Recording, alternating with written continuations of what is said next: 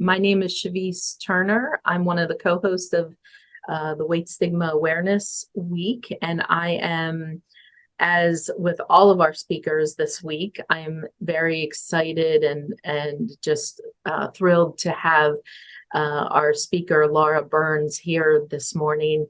I want to go over just a few housekeeping prior to introducing Laura. And those are to let you know that we are going to be including all of Laura's information in the chat box. Feel free to be in community with everybody who is on the chat. If you want to, leave comments or questions, we'd prefer to have the questions in the QA at the bottom of your screen, but we will be monitoring to see what is happening and make sure that we get all the questions at the end to Laura. We have another speaker this afternoon at 3 p.m. Eastern, Angel Austin, who is part of ASDA and will be talking about health at every size. So I welcome you all to join us at 3 p.m. And just know that all of our sessions this week are free and they will all be recorded and available to everyone on the website. So if you have friends, family, healthcare providers that you know, and so forth, that you want to recommend watching the sessions, we invite you to do so. So again, happy to have Laura Burns here, and Laura is an author, yoga teacher, event leader, and lover of fat and disabled bodies. She believes in creating equitable community spaces where people can connect, share, learn, grow, and have fun together in comfort and safety. Her project, the Appalachian Retreat and Spa, is a first of its kind luxury event and wellness space dedicated to prioritizing the needs and wants of fat and disabled people. I am so excited about this space, and so welcome, Laura. We're thrilled to have you here, and let's get started to hear about your great project. Oh my God, yes. Thank you so much, Shavise. Thank you to everyone who's here. Thank you to everyone who will be watching from the future. Hello through space and time. Y'all, I am very excited to talk to you about the Appalachian Retreat and Spa. And just a plug for Angel's presentation later today. Angel's also part of our team, so I'm a little biased. So what I want to do today is walk you through, what is this? How did it come to be an idea? How is it going? What is it going to take to make it happen? What are the specific challenges that we are facing because of our demographic that we're trying to serve? And what does the future look like? And so I am so happy to take any questions that you have. Also, always looking for your dreamy vision of what this kind of a space could contain, the amenities, the events, the any part of it that you have an idea for. We were talking before the webinar about how it's so needed, and people in our community are so smart. So please share your ideas with us. So, okay, let's go ahead and get started. This is about the Appalachian Retreat and Spa, which will be a first of its kind retreat center and spa that prioritizes accessibility, both physical and financial, and luxury. And those are things that our community has not been raised to expect from life, from the world. And I think that that is not okay. So before we really dig in, I'll just say a little bit about myself. And Shavise has already said all of these things here. I am a yoga teacher. I've been teaching yoga since 2015. And I did write a book called Big and Bold Yoga for the Plus Size Woman. And whenever I talk about my book, I just say the title says woman. I specifically wrote it in a gender neutral way. It's part of a series where it's like specifically for plus size women. But just know that it is completely gender neutral once you get inside the book. if that is interesting to you. I just always want to let people know because it does sound not very inclusive, but we do the best we can with what we are working with. I have been a body liberation coach and continue to do that in some capacities, and I lead retreats. I love to create spaces for fat and disabled people and the rest of us, to come together in community. But my heart really is with fat and disabled people because spaces aren't made for us. Nobody is really, not nobody, not that many people are trying to create those spaces. And also, I love fat folks. I love community care and mutual aid and community and all things about coming together and sharing information and resources and love and support and joy. So, just to give you a glimpse into me, and I want to talk about how this idea came to be. So, how did we get here? So I've been teaching accessible yoga since 2015, and even before I was actually teaching yoga on a regular basis, I dreamed of creating these spaces, yoga or not, where people could come together. So I did start to finally host retreats. It was like a dream come true. I really felt like, oh my gosh, this is what I'm supposed to be here for. I love it. It's so much work. And it filled me with such joy. And it just really feels like my calling in life. And over time, leading these retreats, I started to realize that retreat centers, which is where I was hosting them, really were not safe spaces in all of the ways that something cannot be a safe space.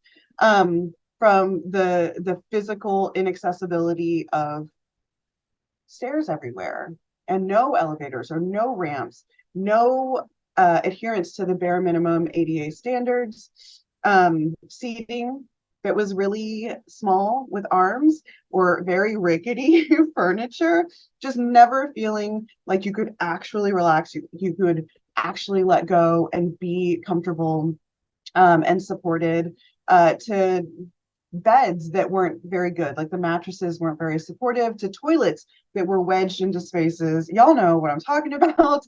Just everything about the physicality of the spaces was like, oh, this is a disappointment. And I know that there are people here who are not feeling comfortable, and oh, because it's my mission to make people feel comfortable and safe, I'm like, this is like such a failing. So I realized that this was not a solution for me. I could not continue to host things at retreat centers and feel good about it. So I did change my model to hosting at hotels. And y'all, if you have never put on an event at a hotel, let me enlighten you to the cost of these things. It is incredibly expensive. For our, small, like 20-person events, you're spending $15,000 on food alone, not including rooms, not including the space rentals or anything else that would come as part of it. It is incredibly, incredibly expensive and inaccessible for so many people to attend these events. And so I was actually just chatting with Shavis about this. The only reason that I feel okay about leading these events right now, because they are so expensive, is that I try to offer a full year's worth of monthly payments that people could make to make it a little bit more possible for people to attend. And still, so many people are priced out. And I really hate that, because I think that everyone deserves to have access to the literally life-changing community that happens. I have seen such magic when people come together in community like this, that is weight neutral, diet culture free, focused on body liberation, fat liberation. It is literal magic, and it fills me with such joy, and then also such sadness to know that everyone deserves this and not everyone can access it.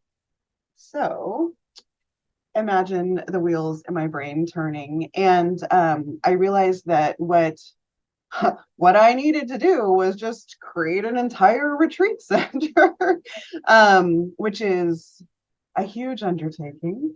And luckily in 2022 or 2021, thank you, Slide, for fixing my memory, I was given a grant from Propel, the Propel Water Company, that's like a part of the Gatorade brand. Incredibly, they just decided to give me $25,000 It was a surprise. It was very interesting. What a wonderful, fantastic surprise. And there was no stipulation on how I used the money. It was just to enrich my community, to continue my work. And I knew immediately what I was going to do with that money. So I squirreled it aside and started making plans. And then last year was able to start doing some work on the project. And I started assembling a team, trying to find people who were the right people to work on this, who would get the vision, who would have the passion, who were diverse in different ways, who were members of the community, and have been building that team. And then this year we really kind of launched publicly. And I say launched like a lowercase L, right? We have social media now. We have a little baby website. We're starting to put ourselves out there and talk about it. Now, starting in 2021, I also started doing a bunch of research, and I'm going to talk about that in a minute because the research component is so important here. But just to get us up to date where we are, so now it's 2023. We have a lowercase L launched online, and we are gearing up for a crowdfunding campaign just to keep the project going. So that is how we got here, where we are right now. So the research and the focus group information that we have gotten has been invaluable. So from the beginning, I was doing focus groups of about 8 to 10 people at a time. I was doing individual personal interviews with other people who either didn't want to or couldn't come to the focus groups. And sometimes there were people in the focus groups. I was like, I want to continue talking to you because you have a lot to say. And you are a person who has a lot of experience that is so valuable. And I also just want to say, our communities are so often tapped for free labor. And so every part of this, the money has gone to paying people for their time, for their expertise and wisdom and information. This is something that's really important to me. And I don't want to be another like exploiter of our community. So focus groups, individual interviews, and then eventually surveys. So I've done surveys with potential retreat leaders. I've done surveys with potential retreat attendees, and that's our biggest one. So if you decide to head on over to our website, which I hope that you do, and I'm sure that will be in the chat, but it's the Appalachian Retreat and Spa.com. There's a link to take the survey. That survey now has over, I think, 1,100 responses. And the information that we have gotten has been incredible, enlightening, so helpful. We ask about their travel habits, their needs, their wants, your red flags you've experienced, your green flags you've experienced, the challenges you face, like your dreamy vision for what a retreat center and spa could be. And it is so helpful. And this is my main takeaway, other than like the incredible wisdom and specific details that people have given us. It's really sad to me to have it hammered home over and over again how our communities have not been allowed to dream. And I'm going to tell you exactly why I have come to this realization. But I'm sure that that's probably not a shock to you. It's like I knew it, but I really know it now because the information that we've gotten has been interesting, I would say. I always ask what your dreaming vision is, and the top 3 answers that we get over and over hundreds of times: a robe that fits, a towel that wraps all the way around, and a chair that doesn't feel like it's going to break under me, or substitute chair for a bed or any other piece of furniture. And this is so sad to me because that should not be someone's dreamy vision for what a retreat center could be. I always talk about this because I think it's such an indication of how badly we need this place to exist. That is so the bare minimum, right? So I have here accessibility, safety, comfort, inclusion, respect. These are the bare minimum. We should expect them. They shouldn't be like, oh, and this is the reality. I go to a hotel or a spa or a retreat center and I'm like, oh, nobody made a weird comment about my body, or like I felt comfortable walking around in a swimsuit, or oh, I was able to sit down. Like, oh, that is not like the gold standard, right? So all of these things and ADA basic requirements should be the bare minimum. ADA is not the gold standard. ADA should be the place where we start. That's what it is meant to be. So all of those things, feeling a little negative. What is the dream then? So the dream is luxury and comfort and safety and respect and all those things. And I talk about luxury so much, and it's so important to me that this retreat center be luxurious, because me and pretty much every other fat or disabled person that I've ever talked to who grew up that way or who now experiences life like that, talks about how luxury is like something that's like dangled in front of you. Like, you don't deserve that now. But if you just fixed your body, if you just change this, if you just try harder, then you could go to a spa and the robe would fit and you could have these wonderful things, or you could have the really nice clothes, or you could have this or that or whatever. And so luxury is like a thing that's like for other people. And I absolutely grew up believing that it was for other people. It was not for me. And that is messed up. Everybody deserves to have a beautiful, luxurious experience, and to feel comfortable and safe and respected and wanted, not merely tolerated, but wanted. And that, unfortunately, right now is not really the case in so many places. So the dream is luxury, comfort, and then accessibility really at the forefront of everything, both physically and financially. Because, like I said, everyone deserves this, whether or not they have it in the budget to spend $3,000 on a retreat, right? So, and we'll talk about the details of what I mean by financial accessibility in a moment, but I just want to hammer home how important it is to the dream.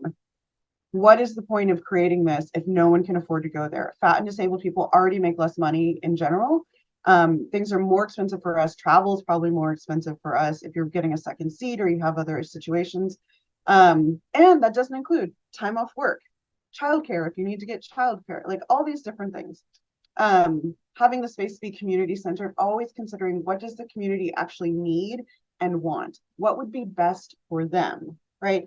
Prioritizing the needs of the most marginalized. So our goal has been and will continue to be to center and prioritize the needs of the fattest people, right? Because if it's comfortable and safe for them, it will be comfortable and safe for everybody.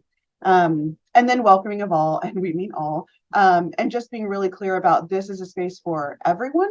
So not just about body size or ability, but health status and income level and education and sexuality and gender expression and all the things. This is for everyone. And so we're trying to bake into the plan of it that accessibility, that inclusion, that welcoming culture into every part of it. So that's the dream. And then here's just little specifically like our mission. You'll find this on the website as well. So kind of reiterating these things, but a little more specifically in some places, and also adding in about Appalachia and West Virginia. So it is called the Appalachian. And people are like, why? So I live in Texas, which is not part of Appalachia at all. And people are like, why is this called the Appalachian? Why do you want to do this in West Virginia? And my answer to that is because that's where I want to live. That's where I would like to move. That's where I would like to live for the rest of my life, hopefully on the property here, and making this utopia space my home and my job for the rest of my life. But it also is important to me. I feel a kinship to Appalachia and West Virginia as a region, as a state that is judged. There's a lot of preconceptions. There's a lot of stigma. There's a lot of ideas about what the state is, what the region is, who the people are, what they believe, all the things about it. And a lot of times it's coming from people who have never been there, who don't have that experience. And so really are just speaking based off of what they've been told, what the media or culture is kind of like shaped their perception to be, which is exactly what happens to fat people and disabled people. And so I just have this like heart connection with that area. Also, it's gorgeous. There are 4 seasons, 4 real actual seasons. And if you are from the South, then you know why that would be so important to me. I just love that it is a place where you can be outside enjoying nature in whatever way works for you all year round. And I really look forward to having the retreat center have like opportunities to take advantage of that. And then also really integral to the mission is about fair labor and allowing people to have benefits, to organize if they want to organize, to be paid fairly for their work, to be treated with respect and dignity. So here's just a cute little graphic that we have to kind of give you an idea of some of the things that will be on the property. Obviously, this is not what it will actually look like. We have no idea what it's going to actually look like because we are far away from that. But things that we know that we want to have are the main building with most of the guest rooms, with the event spaces, with the absolutely free, no questions asked, mobility aid lending library, which I feel so excited about. Benches everywhere, both inside and outside, paved paths between all the buildings so that you can have smooth, step-free access to spaces with lots of benches in between to rest if you want to rest or just enjoy being outside. Golf carts to be able to get around the campus from building to building. Of course, our accessible spa, some outdoor movement space, less meditation, little smaller buildings, our indoor-outdoor pool, so that we can have year-round access, just lots and lots of things.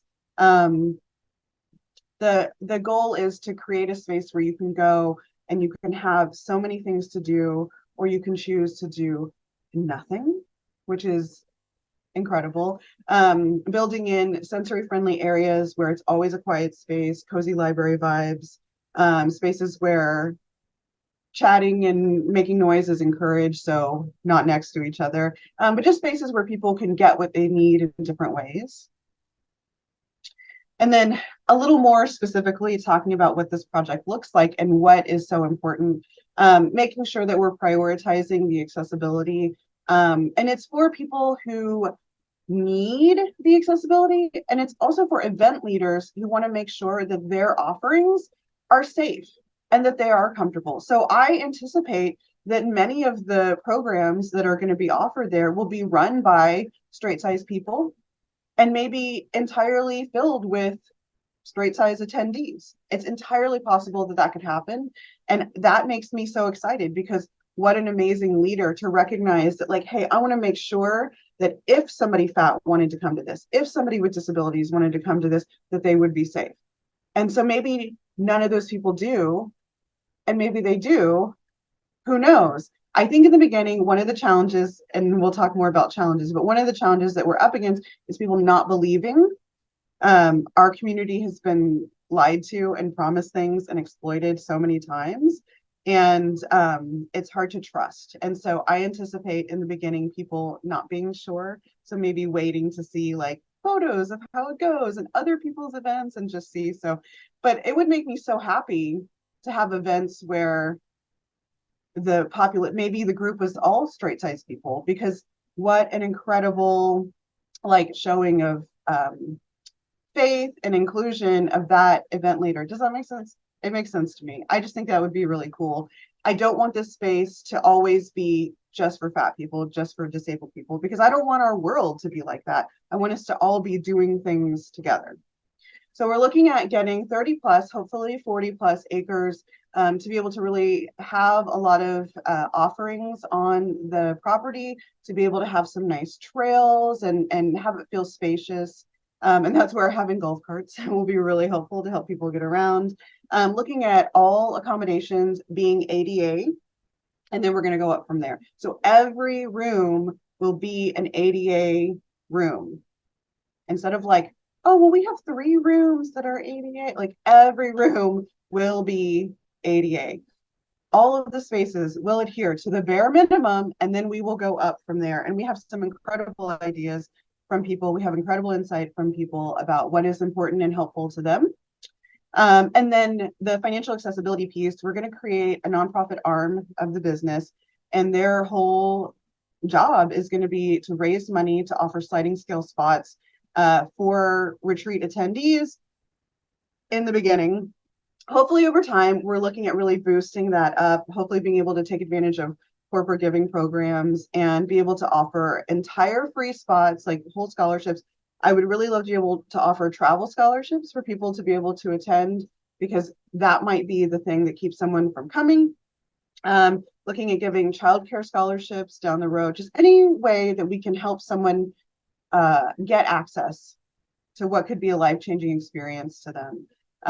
That's what we're trying to do. So depending on how well it goes, we're looking at getting the community to be able to donate when they're registering, and then also the corporate donations, and we'll see how everything goes. But I have a lot of faith in this already. At my retreats, I have an option for people to pay more if they have the means to do so. And right now, about 30% of my retreat attendees do that. And so I'm hoping that that will scale and that we'll have people able to continue to donate to the Accessibility Fund. So here, I guess I just kind of already said these things. So one thing that is going to be really important is that we are going to have a full-time accessibility consultant and an accessibility concierge, I think is what we're calling it. So we're working with an accessibility consultant to help plan the space. And then on an ongoing basis, we'll have the accessibility concierge, and their entire job will be to check in with people before they come about what their needs might be, to let them know what is available to them, and then to be on site when events are going on, so that at any time, if somebody needs help, if they have questions, if their needs have changed, or what they thought they needed is not what they needed, whatever it is, that they have somebody whose job it is to help them be comfortable and safe. And then financially, I did already say these things. We make less money in general, and we are charged more for many things. I think we all are aware of the fat tax. And people are already giving. I'm hoping it scales. So I have a lot of faith in our community and faith in the people who will be running this nonprofit arm. And we have somebody who's already very excited to work on it, who has a lot of experience in nonprofit. I also have a background in nonprofit. So I think that we can do this. I'm really I'm feeling very positive about it. And I know that there's a lot of money out there. And in my experience, because of the rise in diversity, equity, inclusion programs and corporate spaces, there is money for this. So I just feel really optimistic. So about the location and the land. So unfortunately, Southwest Airlines, which has, I think, the best customer size policy with their second seat, they don't fly into West Virginia. And that's a bummer and not helpful. So my goal is to find a location that is within a 3-hour drive of an airport where Southwest flies. So Southwest flies into Pittsburgh and also into DC. So we're looking at kind of right in the middle. And right in the middle there is the Canaan Valley in West Virginia, which is kind of the perfect location anyway. So I really feel like that's best case scenario for us. Obviously, we're far away from being able to purchase any land. It's already a tourist destination where our plans are to get a wheelchair accessible shuttle, more than one eventually, so that we can go to both airports and offer pickup services so that people don't have to also pay to rent a car. The good thing about the area is that it's very drivable for a lot of people on the East Coast and in the Midwest. And the Mid-South. It's very drivable for so many people. It's not like living in Texas where I can drive 12 hours and still be in Texas, just going straight to the west, and I'm still in Texas. It's a much easier place to get around. So again, we're looking at getting a bunch of land and really wanting to make sure that as much as possible, every activity is accessible in some way for all guests to enjoy.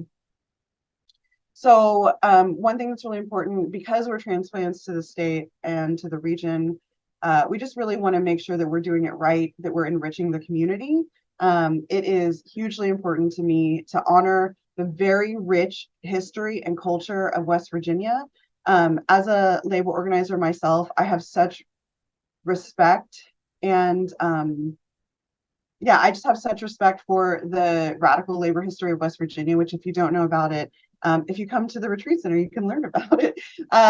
It's incredible and people don't know about it. And it's such a wonderful part of our country's history with fair labor practices and unions and everything. And anyway, so I really want to use this as an opportunity to honor and to help maybe correct some preconceptions that people have about the region and about the state itself. Okay. challenges. So I have business advisors in West Virginia, and they love the project. These are people with decades of experience, both coaching businesses, helping them exist, helping getting them funding, all these things. They are very smart, very experienced people, and they like the project. So that feels very validating. And they are very realistic with me about the special challenges that we have because of what this project is. The timeline that I talk about with this is so long. Like, I'm looking at, like, if we can be breaking ground or opening in 5 years, that to me would be incredible. Like, what a great timeline for this. It's going to be so expensive. And because it's so expensive and because of the demographic that we want to serve, we are going to have to convince people even harder that the money is there, that the desire is there, that people will, if we build it, people will come, that it is a valid, sustainable investment for the banks and for the investors. Our culture, I'm sure you know, of course you know, does not value fat and disabled bodies or lives in the same way that they value straight size and able-bodied folks. They don't see us as worthy consumers, which is wild to me because money spends the same. So we're really up against some very strong stigma about, especially about weight, especially about fatness.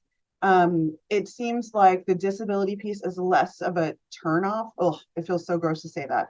But the fatness is such a turnoff to potential investors because of weight stigma. And because we have this focus on financial accessibility, it is a business. We will be paying people, we will be making our livings, we will be turning a profit, and we care about people getting access to this. And so that is a harder sell to potential investors, that we have this focus on financial accessibility. But to me, I don't want to do this if we don't have that focus. You know what I mean? So to me, it's really important that we keep that focus, that we don't back down from that. And if that means that it takes longer, then it means that it takes longer. But I just don't want to compromise, because what is the point of creating this magical place if people cannot afford to go there? More challenges. It is more expensive to be accessible. We will be designing and building all the spaces from the ground up. And in the initial research that we've been doing, and initial is misleading, we've done a crap load of research already about the spaces, about equipment, about furniture, about all these things. And every single thing is more expensive if you get the more accessible, more inclusive version. So just to help you wrap your head around it, we're looking at a single treatment table for the spa, right? Like a massage table, or where you would get a facial or something. So we think that we need to have, as our bare minimum, a table that has a hydraulic lift in it, so that somebody could get on at a lower height and be raised up, so that they don't have to try to crawl up onto the table, right? Because that's going to feel unsafe for a lot of people, or be completely inaccessible for others. So it has to have the hydraulic lift. It needs to be wider. It needs to be able to handle more weight. So we found some incredible tables that would work perfectly. And the base model of those treatment tables is $4,000. So $4,000 for one treatment table. And we would obviously need more than one treatment table in the spa. And then imagine the chair for the stylist, right?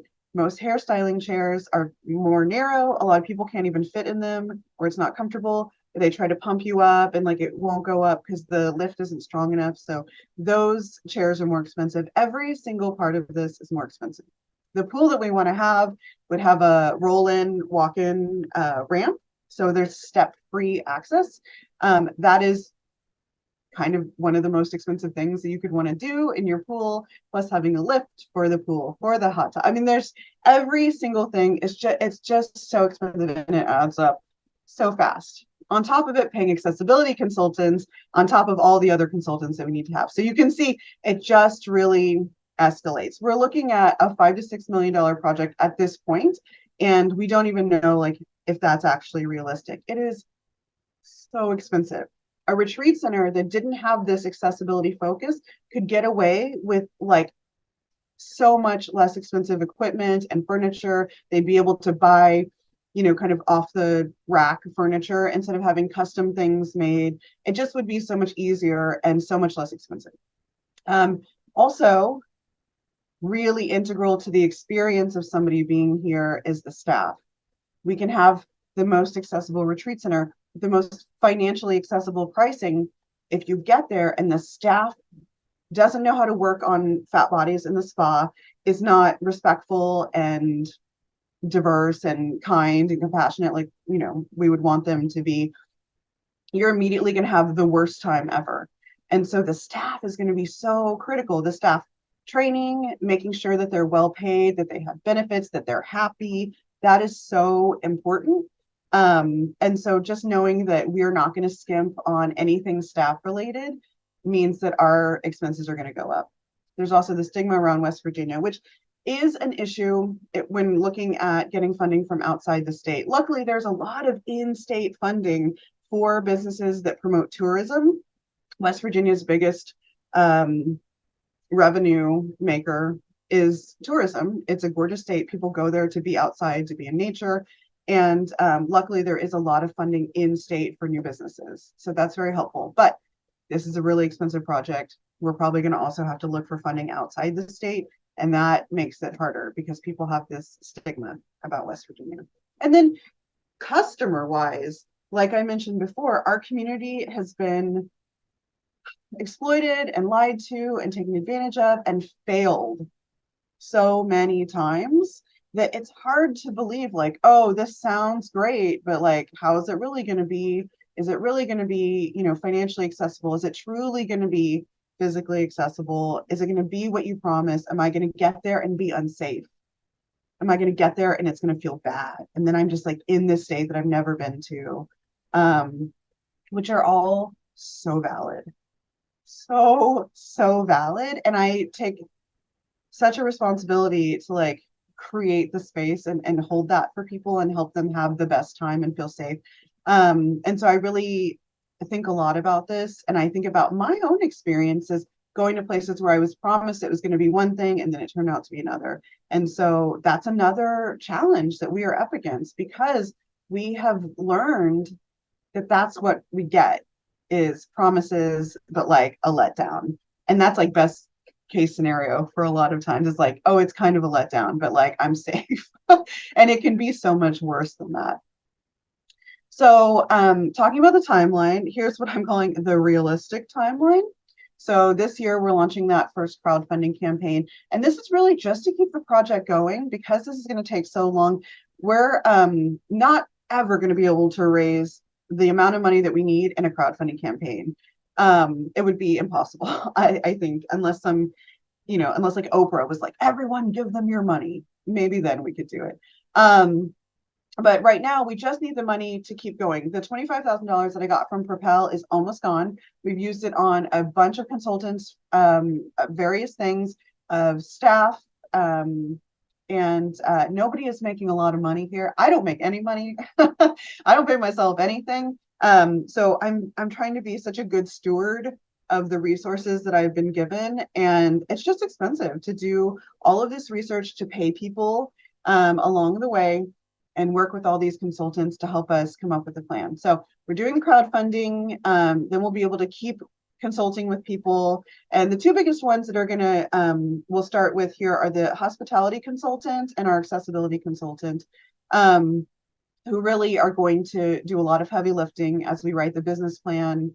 And then looking at working with my business advisors to start meeting with potential investors, applying for that state funding that I was talking about. And then I know that we'll want to do a second crowdfunding, and that one will be to keep the project going, but it'll mostly be to show the community wants this. The community is willing to put their dollars, where their mouth is. They want this. They want to go there. They need this. And so here's the show of support we were able to get. So what I am hoping for is to be able to roll up to investors and say, hey, we've been talking, the plan. We just did this crowdfunding. Here's like our community saying, we want this. plus our bulletproof by this point business plan, all the passion, all the energy, and being able to prove that it is a sustainable business that is wanted, and really hoping that that is going to be enough to overcome a lot of these challenges and to be able to start getting funding. Once you start getting a little bit of funding, it's a little easier to get it, because then people are like, oh, well, they gave you money and you got the state funding. It kind of steamrolls at that point, or not steamrolls, snowballs. That's it. So then being able to start looking for land, and then eventually breaking ground. So we've got question marks for breaking ground. I mean, 2026 would be incredible. 2027, listen, I'll take what I can get. When it's right, it will happen. And I don't want to do it until it's right, as I have already mentioned before. So all of this to say, we got a big mountain to climb, but the dream is so good, and it is so worthy and so needed. So what if you're like, oh, this sounds incredible, what can I do to support? So right now we're really trying to, continue our lowercase L launch on social media. So if you have your phone, you can literally just scan these QR codes to take you directly to our social media, or I have it written out on the bottom of the screen. It's easy. It's always the Appalachian Retreat and Spa, or on TikTok, it's just Appalachian Retreat and Spa. And I think that'll be in the chat as well. And then, as I mentioned before, we are having our first crowdfunding campaign. So that's going to start really in like just a couple weeks. Yeah, just a couple weeks. Oh my gosh, we are behind the scenes working very hard to make this happen. So it's launching October 13th. We have been able to get some really great rewards from fat-owned businesses, many of which you will probably be familiar with. We're really excited about that. Also, look at this bandana that we have designed. It is I'm like dying. I can't wait to get my hands on this bandana. It's so cute. But rewards aside, we really need people to donate if you're able, and to spread the word. If you are not financially able to donate, I totally understand. When you see it on social media, or if you go looking for it, if you can just share it with anyone who you think might be interested. Spreading the word is so valuable. So anything that you can do to help get the word out about the Appalachian and the crowdfunding campaign would be amazing. So yeah, that is a lot of information in a relatively short amount of time. So yeah, I'm so happy to take questions, or elaborate more on anything if anybody wants to hear that, whatever you would like. That was fabulous. And it's really great to hear the behind the scenes. I too, as you know, have a nonprofit background, and so I also have been in the quote unquote business world, and as you were going through things, I could see all of the uphill uphill everything that you have to encounter, and that is even if you're not talking about the fat community. But I really hope all of this can be normalized.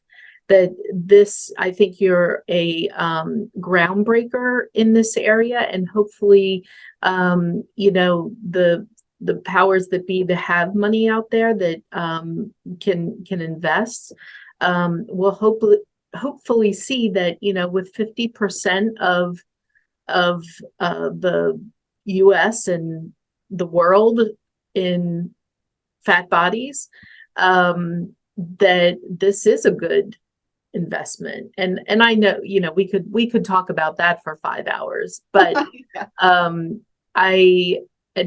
It's capitalism. So that's the other issue. But I really admire what you're doing, and this is incredible. And I hope that everyone will continue to participate as they feel comfortable when you ask more questions, and continue along this road. We don't have any specific questions today. I have a feeling what we see happening is that folks are watching the recordings after the live events and are contacting speakers. So I would bet that you will have a bunch of questions coming down the road, and we will funnel them to you if you're okay with that. And in the meantime, I'm really thankful for this, and please let me know if there's anything I can do, or I already have in mind some contacts I want to provide to you that could be helpful. Absolutely. So not that there's any miraculous pot of money out there, but I do think there are some things, and it's going to take all of us supporting you and being a part of this to make it happen. So I can really appreciate that, and I love the vision. It's wonderful, and I also love that this is, we have to do it right or not do it kind of thing, because the FACT community really does need that and deserve that as humans. Absolutely. So, yeah.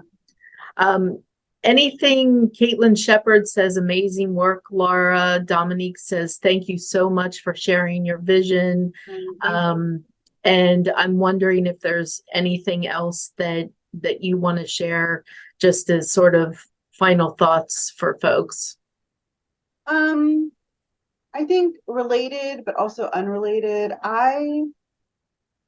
This whole project has been such a reminder that we can get really limited. And I mean, also me, right? We get so limited and we get stuck in our little lane, in our little box, or whatever, however you want to think about it, in our bubble. You know, this is like so cheesy sounding, but like we get the one life, right? Well, people have different beliefs. I think we get one life, and it is short, relatively speaking. And I just, having seen how little our community is dreaming, and the bare minimum stuff that we're holding up is like, wouldn't this be incredible if I had a robe that, like, it just has really lit a fire under me. And so related to this, related to the retreat center, but also just life in general, just really like, I hope that people can feel inspired to have those dreams, to like, I hate my job, find a different job. I don't like where I live, move somewhere else. Like, you can do whatever you want. And like, yes, we live within capitalism, right? So things are harder than others. But like, you deserve to live the life that you want. You deserve to be happy and to be able to do and feel how you want to feel and do what you want to do. So I don't know, I'm just like rambling, but that's it's like always on my mind now, even more so than before. I just want to see fat and disabled people live their lives the way that they want to live them. Yes. So I will leave you with that thought. That is perfect, and it is hard. There's much more.